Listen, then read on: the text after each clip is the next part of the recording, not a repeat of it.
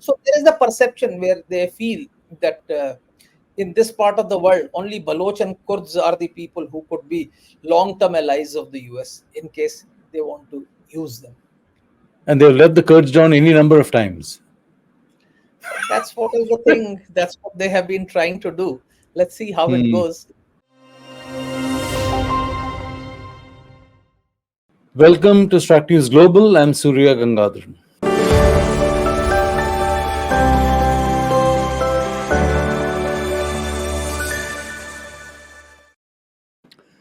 There's been a violent spike in incidents in Balochistan, Pakistan's biggest province.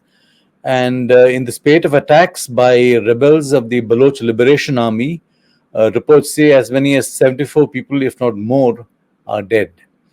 And among them are Punjabis. There are also security personnel, including army and police. So, to what can we attribute this sudden spike? Is it a product of something that's been brewing for some time? Is it part of the war that has been simmering there for years? I have with me Commander Alok Bansal of the India Foundation. He's been a frequent writer and researcher on Pakistan. Alok Bansal, glad to have you. Thank you. What's your reading of this current phase of violence? Is this a continuation of what we've been seeing for some time, although on perhaps a little bigger scale? See, this is, I think, a continuation of what's been happening, but a sudden spurt to signify the dates and the timing. At this point of time, there is actually deep resentment within Baloch. There is actually a protest which had been going on by women and children under Dr. Maharang Baloch, who had Yeah. actually taken out a march to Islamabad, which was blocked. And then they were protesting in Gwadar, where government got into some negotiations with them, but eventually what all was negotiated was not implemented. So there has been a lot of frustration. But this particular attack is important because it started from 23rd, 24th night, and then again, but it peaked on the night of 25th and 26th August. Now, 26th August, as you know, is the death anniversary of Nawab Bugti's assassination also. So it 2006 had, again. yeah, so it was actually a lot of significance was there, and there were numerous attacks. Now, what is important is that the attacks spanned virtually the entire length and breadth of Balochistan. There was actually a railway bridge of the colonial era, which was blown up in Bolan. Thereby, train services from Quetta to Sind and Punjab were disrupted. Another large railway track was blown up, which connected to Iran. Actually, that railway line which went to Iran, where goods trains were running, were also disrupted. All train services from Quetta were stopped. Then there were attacks on police stations, Levi's stations, and all these security forces stations were attacked, where again there was a lot of killings. There were a lot of police stations which were burnt, a lot of arms, etc., which were looted. And of course, there were firing and gunfights between the security forces and Baloch nationalists or Baloch militants, as you may like to call them. But the most significant attack was probably on a road where they stopped vehicles and burnt about 35 vehicles actually, which included large number of trucks, cars, buses, etc. But more importantly, the people who were traveling were asked to get down. Their identity cards were checked, and at least around 2 dozen people who hailed from Punjab were point blank shot dead. Now, this is actually a very, very significant factor. There has been a lot of attacks on Punjabis inside Balochistan. In fact, as early as 2008, the Baloch provisional government had come out with a statement saying that all Punjabi Muslims are valid targets and they should leave Balochistan immediately. And since then, they have been targeting Punjabis, workers, coal mine workers, or even the truck drivers, or people who have been coming. There have also been instances where security personnel or naval personnel or coast guard personnel who were coming to back to join the duty were also pulled down and shot dead. But as I said, this attack is significant because there were so many attacks on one night across length and breadth. And if you go back and see the tactics of Baloch nationalists, they have really not gone for too much loss of life. Of course, in this particular case, it 70 plus people were killed, which is not small number. But by and large, the Baloch nationalist tactics has been to attack the communication linkages, road bridges, road lines, railway lines, telecommunication network, pipelines, the electricity pylons, basically to disconnect Balochistan from rest of Pakistan. And I think Mhm. that's been their aim. And this also attack was primarily intended to create some sort of fears as far as Punjabis are concerned, so that they could leave Balochistan and get away from it. Mhm. But tell me, are they in a position to take on the Pakistani army? I mean, it's mostly hit and run from what we've seen so far. See, we need to be very clear that Balochistan comprises 43% of Pakistan's landmass, Yeah. but is inhabited by approximately just 5% of its population. Hmm. So the numbers do not have, Baloch do not have the critical mass to break away from Pakistan. But it is a Mhm. vast land. It's a dry, parched land where you cannot live off the land. You have to have long lines of communication to sustain yourself, especially for an occupation army.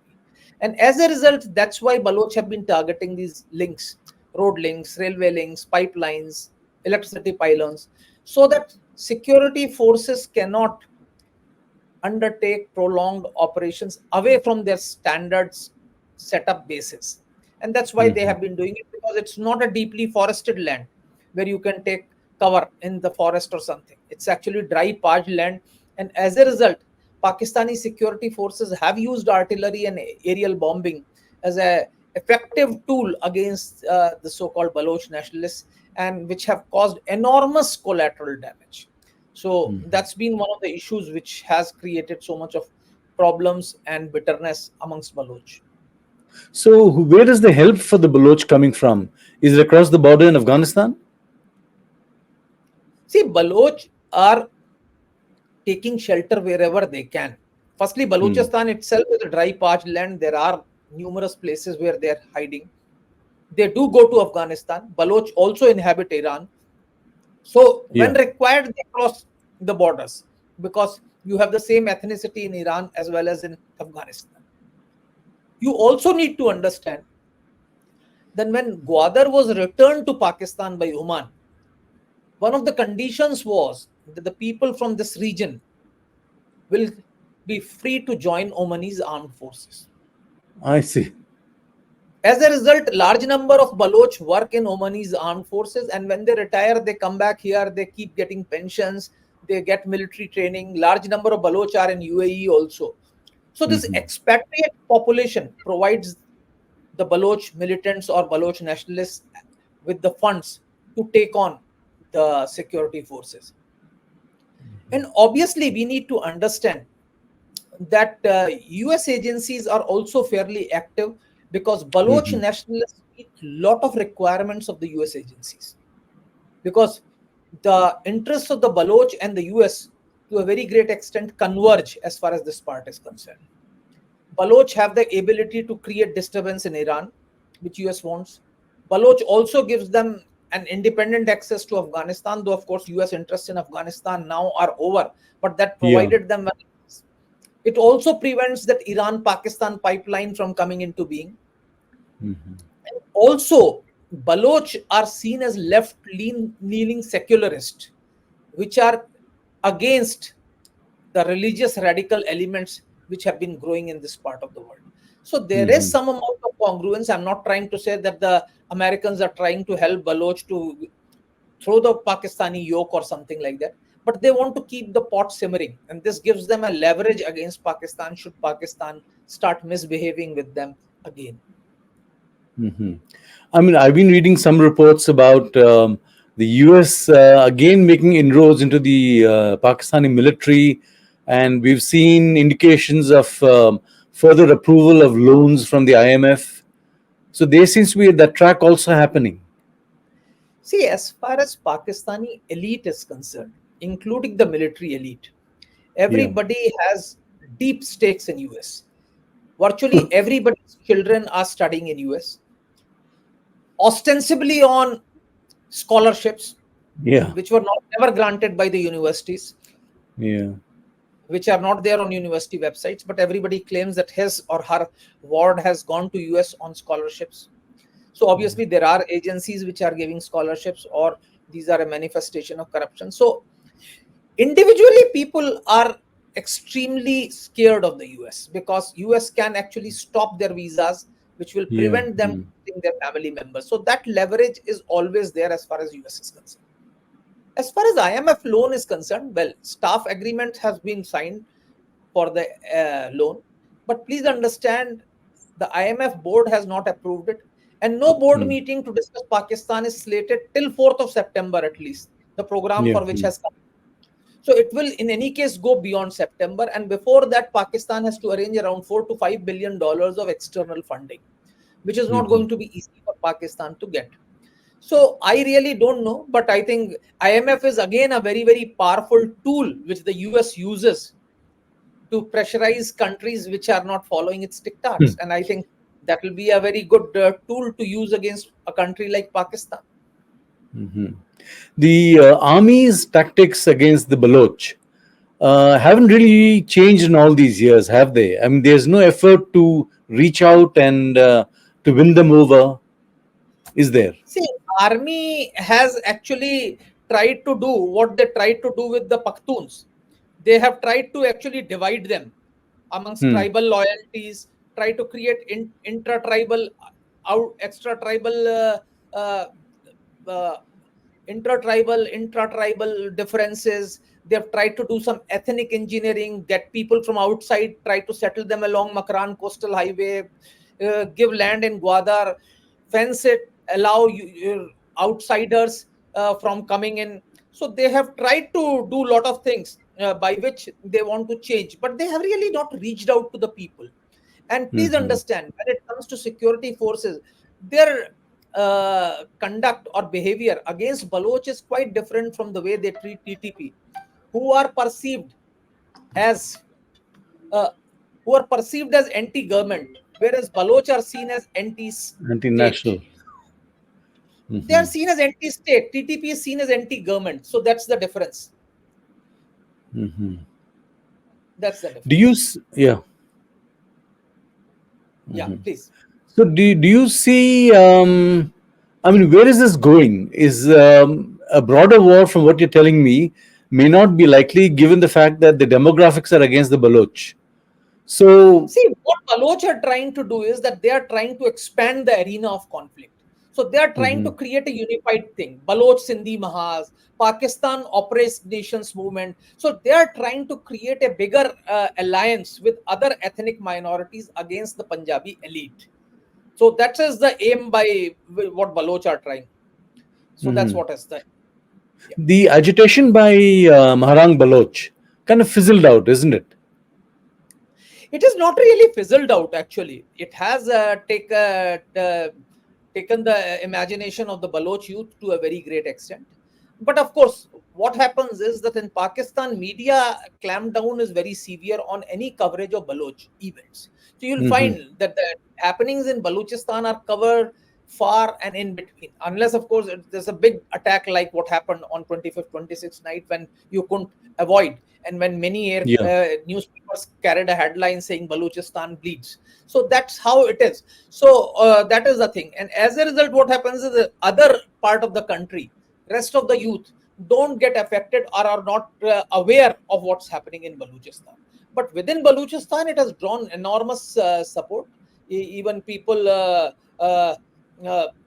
within Gwadar and Baloch, there was actually a sit-in which was continuing in Gwadar, and even now people are motivated and affected. And what is more important is that the Maharang Baloch has tried to bring about disparate Baloch groups together, which were different. They are and she has tried to create a common ground between various Baloch groups which have their internal differences amongst themselves. So she has provided a platform where different disparate Baloch groups all find commonality of purpose. But she hasn't been as yet the targeted by the military. Yeah, of course, her peaceful protest, of course, there have been arrests of people who were with her. She has been arrested, apprehended, but released because she is a lady, and that too a peaceful march, who has managed to get certain amount of media visibility because she's an MBBS doctor. So Yeah, yeah, all those have created certain amount of thing. Earlier also, if you remember, some years back, Mama Kadir Baloch, who was a banker, had yeah. also taken out a march for missing persons and had gone all the way from Balochistan to Karachi and from Karachi to Islamabad. Uh, but she has done it recently and has been able to mobilize a large number of women and children for her march. Hmm. So, the long term, where do you see her going? At some point, when there is synergy, I presume, if they can overcome their tribal differences. See, it's very difficult to say. When it comes to Balochistan, the military has been picking up people who have been supportive of the cause of the Baloch militants or nationalists. And even if they were overground, they have been picked up. Many of them have been missing. If you actually see at Maharang Baloch's march, this is also driven by a certain person who was actually presented in the court and then Yeah. eliminated, said in cross border in action, which was of course absolutely fabricated, because once you have arrested a person, presented him in court, and then you kill him 2 3 days later, then I Yeah. think it cannot be, it's not palatable, it cannot be justified, cannot be that sort of a blatant misuse of power. Obviously strikes everyone in the eye, and as a result the Baloch are enraged and they have been able to come together and march, and that's what they have managed to Mhm. do. So, last question. The Americans reported involvement in Balochistan. Obviously, it's with an eye on China and Iran. I mean, not so much on China, but yes, they don't want Gwadar to come and become, Okay. because Gwadar is the hub of CPEC. And CPEC is, of course, one of the very important prongs of Belt and Road Initiative. They wouldn't Yeah. want that. They also don't want Iran Pakistan pipeline to come up. That also gives them a tool to influence events both in Pakistan as well as Iran. That's a very strong leverage against Iran and Pakistan, and can Hmm. also be used to access Afghanistan in future in case required. So this Balochistan does provide them a lot of avenues. If you remember, some years back, Ralph Peters had written an article in U.S.